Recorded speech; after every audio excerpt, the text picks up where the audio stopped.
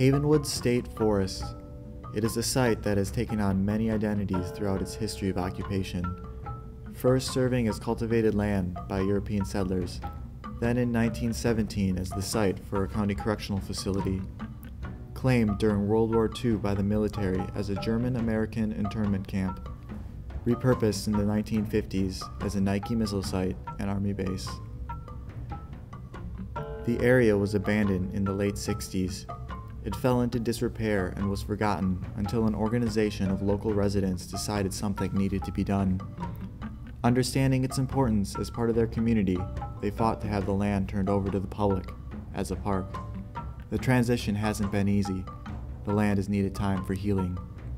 We talked with the conservationists from Havenwoods who helped us understand the process. How can an abandoned site in the center of the city be integrated back into a larger working ecosystem? And who are the stewards of this change? One of the big challenges of working with an area that has such a history of land use, and it'd be real easy to say in that sentence, land abuse. We like to think that there are very few places on this property that have not been farmed, bulldozed, grazed, built upon, either buildings or parking lots or roads.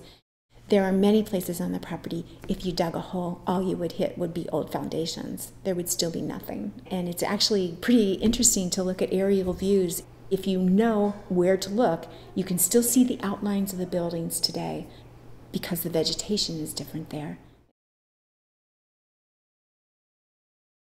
The first 3 or 4 years, I did do education programs out of the back of my car.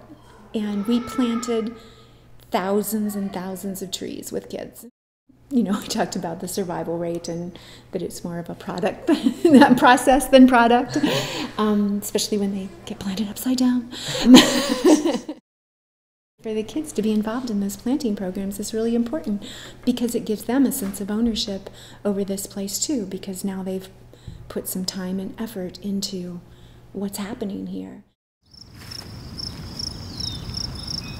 You know, we can maybe think that we are molding and pushing the land in the direction that we think it should go to become more natural looking, but nature really is in charge here, you know. The threatened species, the Butler's garter snakes, are hibernating down in these old foundation ruins way down under the ground. That's not something that people could have ever come up with as a solution to trying to heal a piece of land. That's something that is just happening because nature's amazing. For many people, this is wilderness. Saving it, making it, keeping it green space, letting it become a refuge where people can just escape to.